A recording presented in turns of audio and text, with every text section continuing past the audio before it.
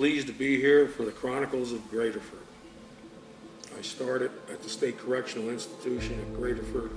Back then it was just called Graterford Prison, working for the Bureau of Corrections at the time.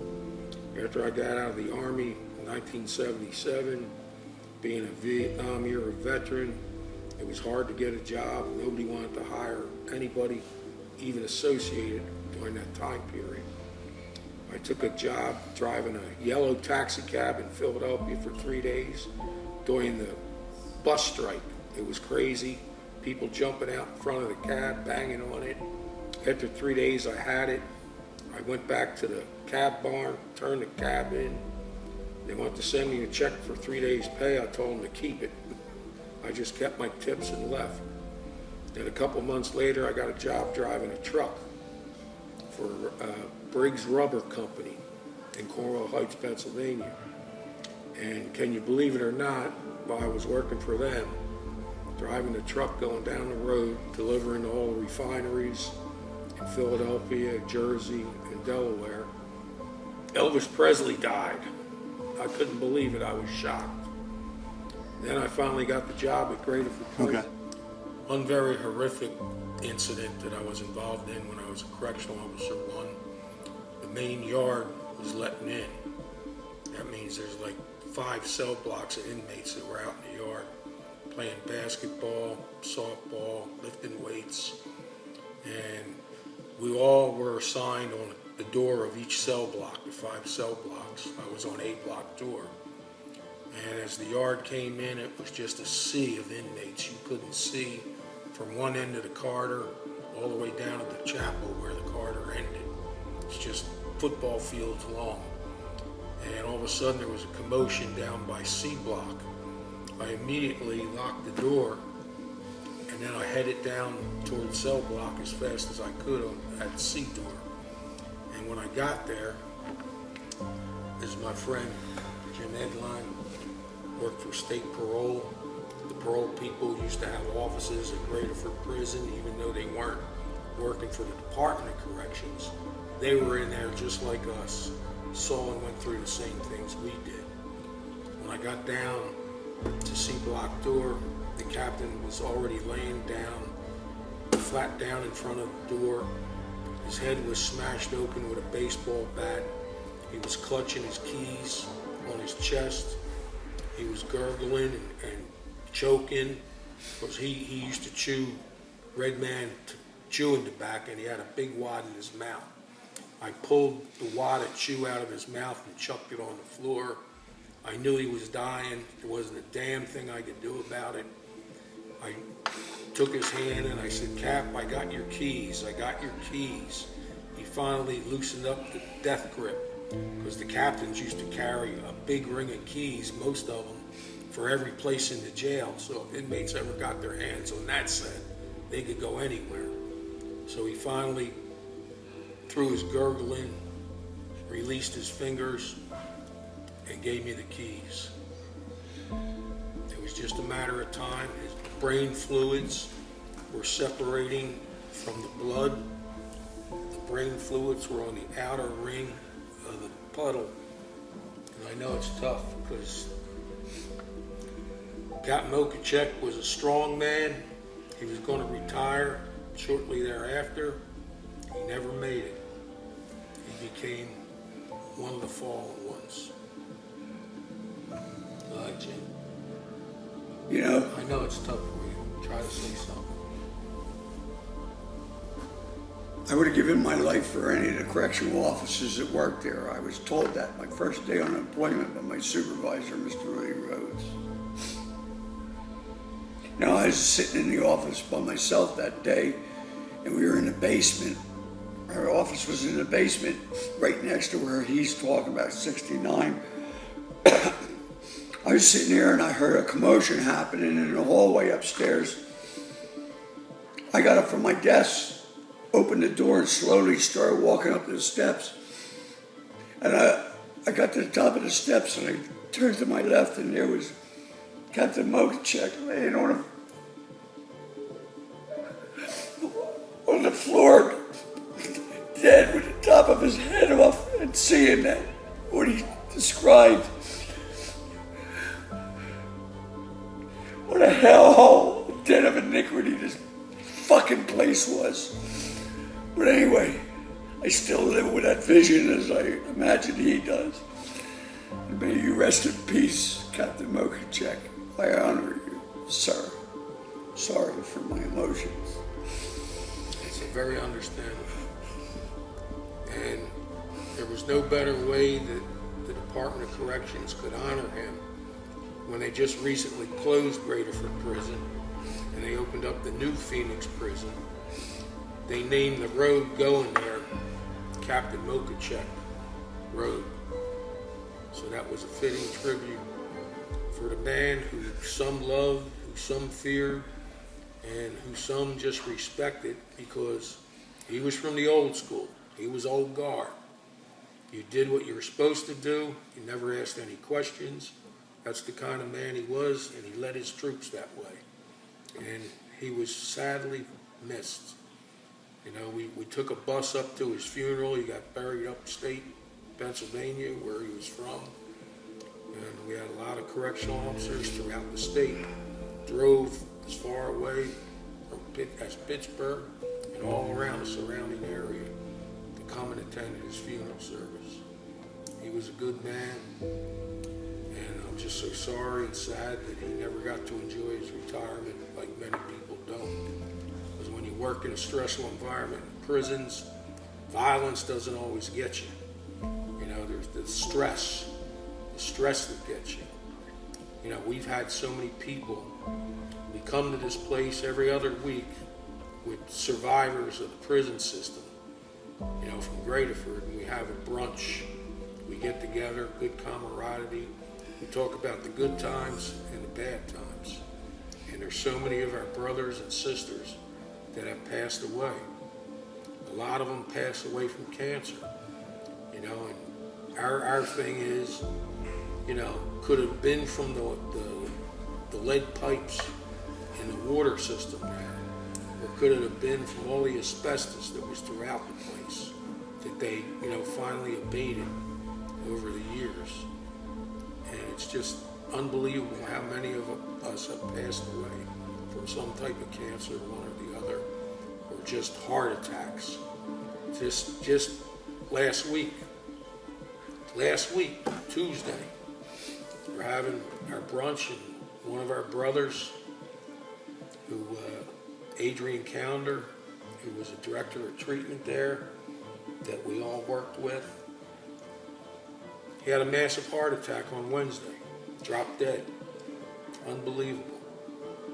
You just never know what your time is or when it's going to come. So it's always good to get together with old co-workers and friends and reminisce about the good and the bad times. In my long career at Graterford, I held just about every position from correctional officer, trainee, correctional officer 1, sergeant, lieutenant, captain, major of the guard, and my last 5 years was as a deputy superintendent at SCI Chester.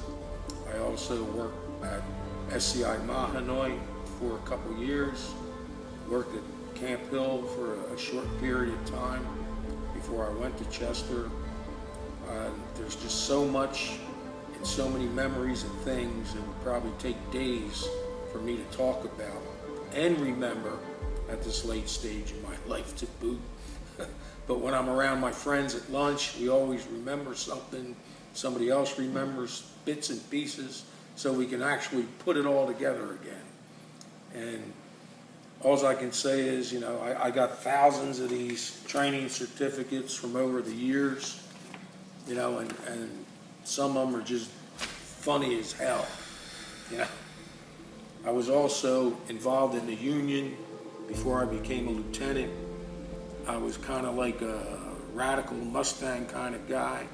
I was always fighting for the rights of the correctional officers and be damned anybody that got in my way.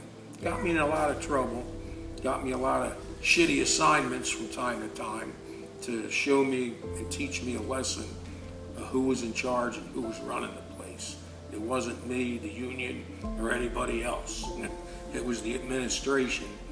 But I finally went there to try to better things.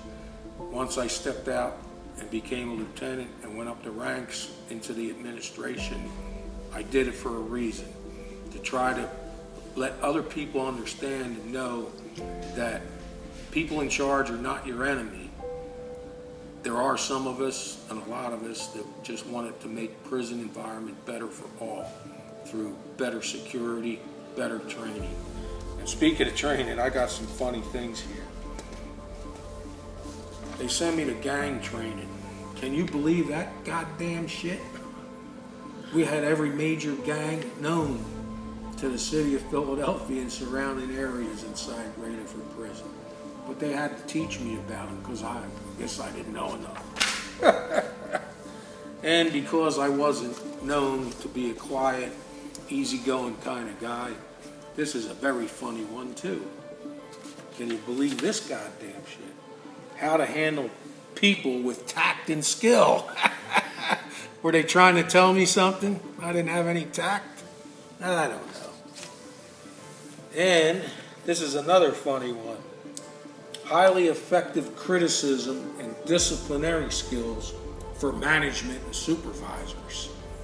I guess they were trying to tell me that either I needed to discipline more of my staff, or how to criticize them more, or maybe I had to criticize and discipline myself. And this is one of the funniest ones I like. This was when I was a deputy superintendent, and they wanted to send me to this training on how humor to assist the career correctional professional. Little did they know we had our own humor. It wasn't highly recognized or talked about because it wasn't tactful, to say the least. We used to call it jailhouse humor. And now, with that said, I could say 1,000 more things, but I'm gonna let my buddy Jim take over here, and I'm gonna shut my mouth and chew my tobacco, just like Captain Mokachek did. Yeah, all right, right.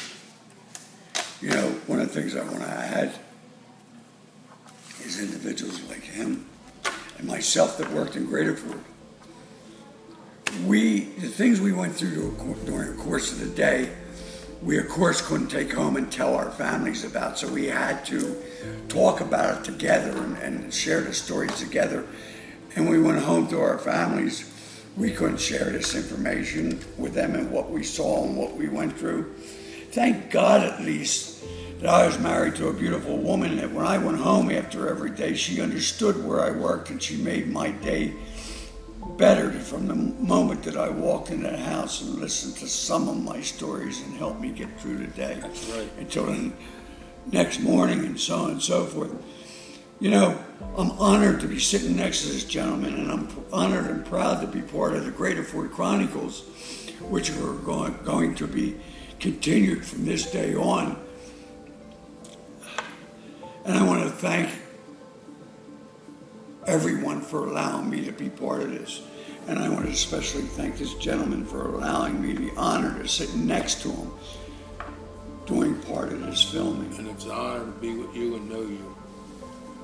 And, you know, my lovely wife put up with me all those years. So did 44 of them now married. 47 for But me. she put up with me. You know, it was just as tough on the family as it was for the people that worked there. And You our know, there was a children. point where we were so short of correctional officers because nobody wanted that job. Face it, the benefits were great. The pay wasn't, but at least you had full Blue Cross, Blue Shield, dental, eyeglasses, you know. And my wife and the other wives got to a point one time because they would draft us for double shifts all the time. I would be drafted 3 times in 1 week for 16 hours. It didn't matter how hot it was that day or how cold it was. You were there, you were drafted, and it would give everybody burnout. So many wives divorced their husbands because they just couldn't deal with the stress. Because you bring that stress home. And it was just a hard time for everybody. You know, I missed so many events. My daughter growing up, because I couldn't go. I was drafted. I was in there for 16 hours. And over the years, I've met a lot of high-profile inmates, or back in the day, they were called convicts at Graterford. One of them was Harry the Hunchback Rick with Beanie, a well-known gangster in Philadelphia. He spent a lot of time with us. And I don't know if you people remember this face. His name was Gary Heidnick. The press dubbed his crimes the House of Horrors. He pretended to be a preacher. He lured women into his house, and he wound up hanging them in his basement, cutting them up, killing them, put them in his refrigerator, and would eat them. He was the last inmate executed in Pennsylvania. Even though there's a death penalty still today, he was the last one decades ago. These are the Graterford Chronicles, and we're going to do more. But you know one interesting thing? Everybody nowadays cries about PTSD. Try this on for size. Thank you very much. Thank you very much. As Elvis used to say, when I heard him die, that came into my mind.